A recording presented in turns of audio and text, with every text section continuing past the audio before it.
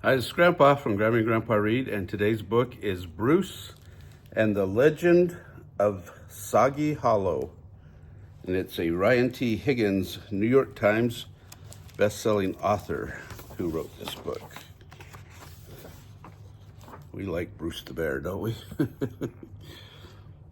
Bruce was a bear without holiday spirit. He didn't like Easter. He didn't like Christmas. He didn't like Thanksgiving. And he especially didn't like Halloween. Year after year, Bruce grumped about tricks. He grumped about treats. He grumped about visitors showing up at his door. Trick or treat. No matter how hard Bruce's family tried, they could never get the old bear excited about Halloween. But this year, they had an idea. Let's act out a scary story. How about the legend of Soggy Hollow? I get the dress-ups. Nibs find a couple of friends to help. Ta-da, look, a couple of friends.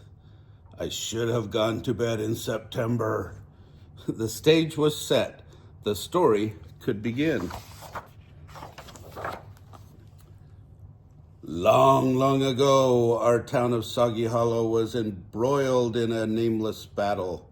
As legend has it, one of the soldiers, that's me, lost his horse just before he, too, was never seen again.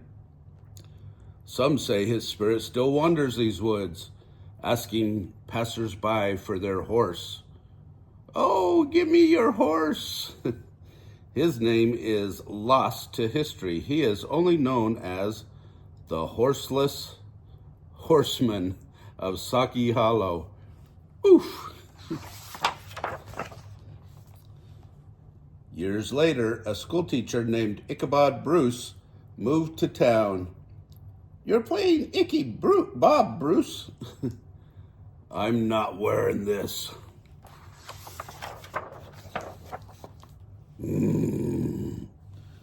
He was sweet-natured and known for giving his students tasty treats.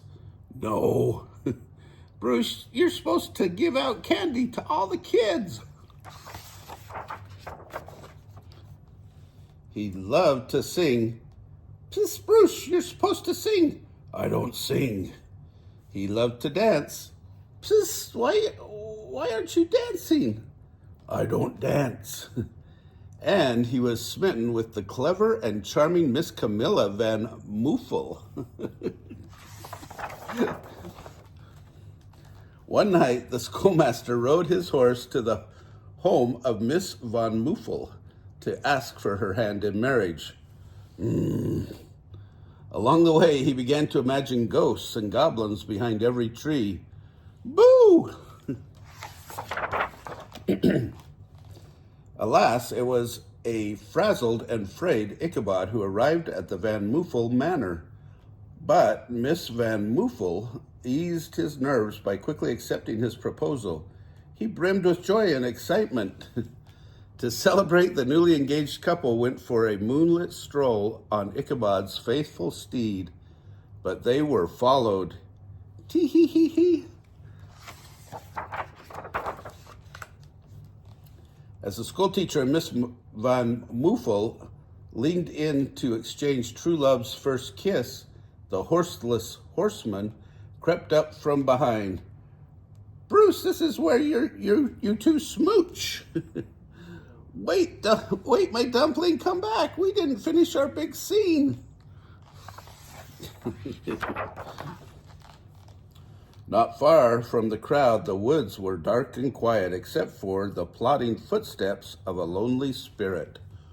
Oh, woe is me, another Halloween, and here I am, horseless as usual.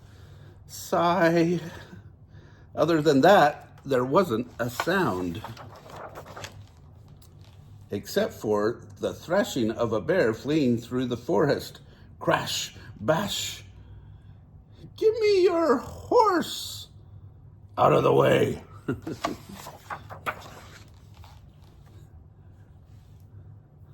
Clippity, clippity, clop. aside from those sounds, it was eerily silent,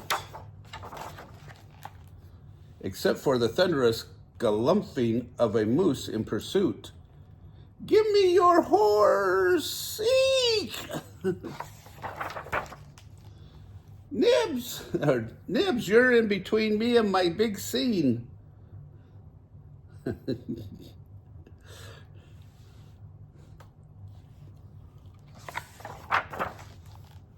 But even ghosts can run forever. Did you lose that frightful creature? There you are.